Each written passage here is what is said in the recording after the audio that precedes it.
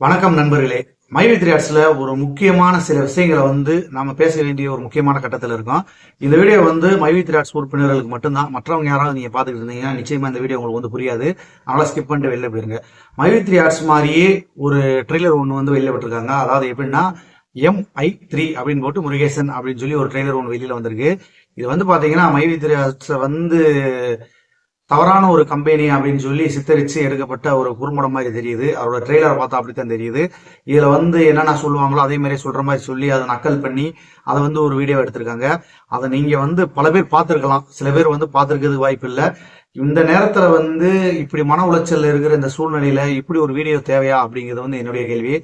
சில நேரங்களில் பாத்தீங்கன்னா மக்கள் விருப்பப்பட்டு மக்கள் ஆர்வமா மக்களை மகிழ்விக்கிற மாதிரியான வீடியோக்கள் வர்ற இந்த சூழ்நிலையில மக்களுடைய மனசை கஷ்டப்படுத்துற மாதிரி ஒரு வீடியோ வெளியிட்டு இருக்காங்க. இது ரொம்பவே மனசு கஷ்டமா தான் இருக்கு.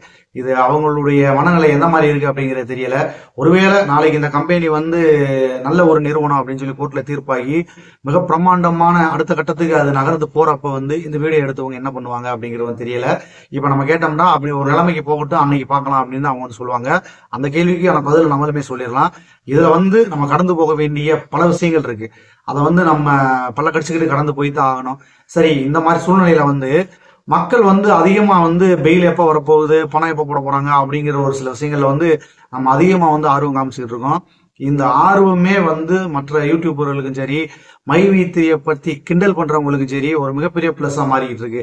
அது உங்களுக்கே தெரியாம நீங்க பண்ணிட்டு இருக்கீங்க. ஆனா அவங்க அதை வச்சு நிறைய கமெண்ட் பண்ணிக்கிட்டு நிறைய கிண்டல் பண்ணிக்கிட்டு அப்படியே போய்கிட்டு இருக்காங்க. இதுல பாத்தீங்கன்னா மைவி3ஆர்ட்ஸ் சம்பந்தமா எந்த ஒரு வீடியோ போட்டாலும் மைவி3ஆர்ட்ஸ் உறுப்பினர்கள் அதை அதிகமா பாக்குறாங்களோ இல்லையோ, மைவி3ஆர்ட்ஸ் உறுப்பினர்களை கிண்டல் பண்றதுக்காகவே நிறைய பேர் பாக்குறாங்க. அந்த மாதிரி பார்த்துட்டு இதுல கீழே தவறான முறையில கமெண்ட் போட, தேவையில்லாத விஷயங்கள் இது பண்ண, நக்கல் மாதிரி சொல்ல, இதை எமோஜி இதெல்லாம் போட, இந்த மாதிரிலாம் பண்ணிட்டு இருக்காங்க.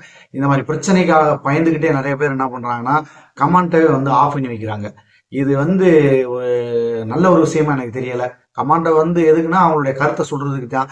அந்த கருத்தே வேணாம் அப்படின்னு சொல்லி ஒருத்தவங்க ஒரு வீடியோவில் கமெண்ட் ஆஃப் பண்றாங்கன்னா இது எவ்வளவு பெரிய ஒரு, அதை எப்படி சொல்றது, அந்த வார்த்தையை நான் சொல்ல விரும்பல. அந்த மாதிரி ஒரு சூழ்நிலை. சரி, இப்ப பாத்தீங்கன்னா மைவி3ஆர்ட்ஸ்ல இருக்கிற மெம்பர்கள் நான் சொல்ல போறதில்ல, நண்பர்கள். ஏன்னா எல்லாருமே நம்ம அதுல இருக்கோம். அதனால நம்ம நண்பர்கள், அதனால நண்பர்களாகிய நம்ம தெரிஞ்சுக்க வேண்டிய சில முக்கிய தகவல்கள்லாம் இருக்கு. அது என்ன அப்படிங்கறத இந்த வீடியோவில் நம்ம தெளிவா பார்க்க போறோம். அது என்ன மாதிரி கான்செப்ட்ல நம்ம பார்க்க போறோம்னா, இப்ப என்ன நடந்துகிட்டு இருக்கு, இதுக்கு முன்னாடி என்ன நடந்துச்சு, இது என்னென்ன விஷயங்களை இந்த நிறுவனம் கடந்து வந்திருக்கு அப்படிங்கிற எல்லா தகவலையுமே எம்டியுமே அப்பப்ப நம்ம கிட்ட பதிவு பண்ணிக்கிட்டு தான் இருந்திருக்காரு. ஆனா அதுக்கான அர்த்தம் என்ன அப்படிங்கறத நாம தான் புரிஞ்சுக்கல.